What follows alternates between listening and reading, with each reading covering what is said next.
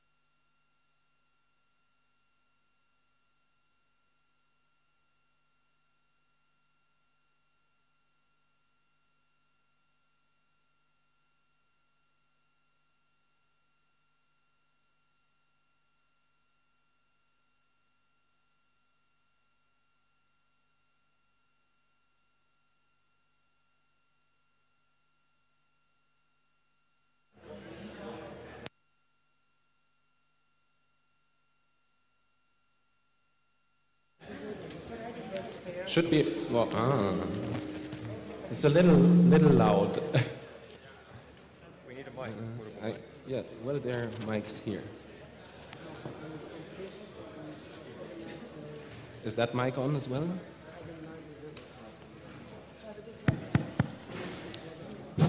Okay, that sounds all right.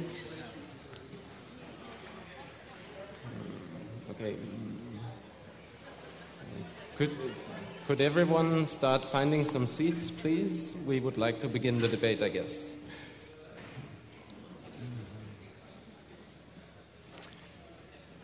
Okay, so welcome everyone. It's great to see that some people came even though this was not announced so early. I hope some people are also streaming in from the internet. We try to advertise that a bit. Anyway, my name is Daniel. I'm from Wikileaks, and we host this session here today sort of to talk about the issue of censorship that we're all experiencing in our countries, and about the issue in a global context, and what all these developments mean for our reality and how we need to organize in the future. So I think everyone here is in some way has come across the internet censorship issues that came up in the last few years throughout Europe. And what we see is that our enemy is taking on a global approach. So behind the doors, people are organizing themselves, and they are putting up a global effort to harmonize their censorship efforts, to bring a global harmonization to these technical systems, to the lists that they exchange. And we think it's immediately important to respond in a kind of a global manner, that all these activist groups we have all over the world, that they organize themselves and come together for one global voice against censorship. And in that respect, we would like to have this panel today as a first introductory debate about a global organization against censorship, which shall be, let's say, something that enhances our society so we can all share our experiences and come together to fight this topic. Okay. In any ways, we have 7 people here on the panel. We have Rob, who is the founding member of Access for All, and has a long-term relationship with these events. He has been involved in the past events quite from the beginning. I guess everyone knows him anyways. He's also a political activist, so it's quite important to have his views on the debate here. We have Franziska, who is the person that in Germany created the first German petition against the censorship system that is going to be introduced. It's been the largest and the most successful online petition that was ever filed in the German online petition system, so 134,000 people that have signed it, and there still is no real voice, so it's interesting to talk about that as well. We have Roger, the main developer of Tor, who from a totally different perspective has a view on how censorship works throughout the world and how it can be circumvented.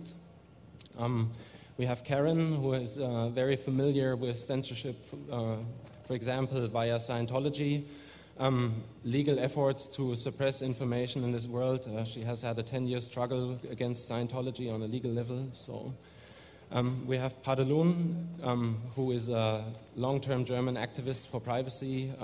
He's been involved in a big campaign against the Data Retention Act and similar things. And then we have Anne. She's a former MI6 intelligence officer that has blown the whistle, so she can give a completely different angle on this. She's also, by now, become an activist for civil liberties. She's a journalist. She wrote some books, so it's good to have her views on this panel also. And we have Julian, who is the investigative editor of Wikileaks, and from, let's say, the perspective of our organization and his personal background, that has some views on this topic also.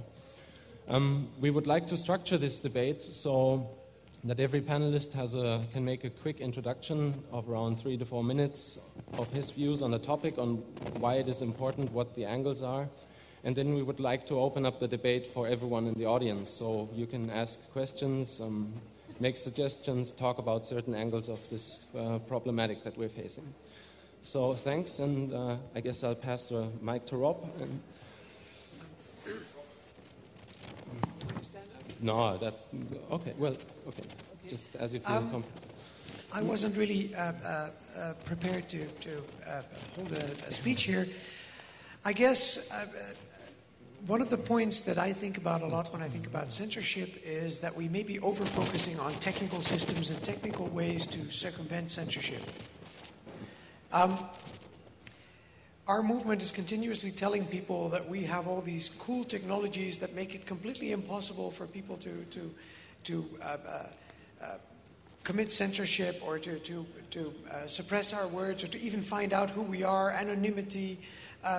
We say these things a lot, and it sort of de-emphasizes that you need very courageous people to beat censorship. We still need people to run the Tor servers. We need people to run Wikileaks, to be visible. If we do not have this infrastructure of people that are willing to put their name on it, that are willing to say, well, I stand for what I do. If we emphasize over and over again that we somehow don't need this anymore, that we can all be sort of in the anonymous crowd, that's not really true. And it's really important, I think, that we should keep emphasizing this. I guess this is really the one sort of deeper thought that I want to leave you with, and I want to hear what everybody has to say, and I want to get into the discussion as soon as possible. So I'll pass on the mic.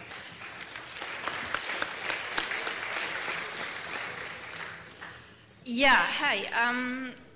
During the last months and weeks, I experienced a lot of, new things. I learned a lot. We all learned a lot. But very often I came to a point in the whole fight against that law that's going to be implemented in Germany, where I really wished to have more information about what's going on in all the other European countries.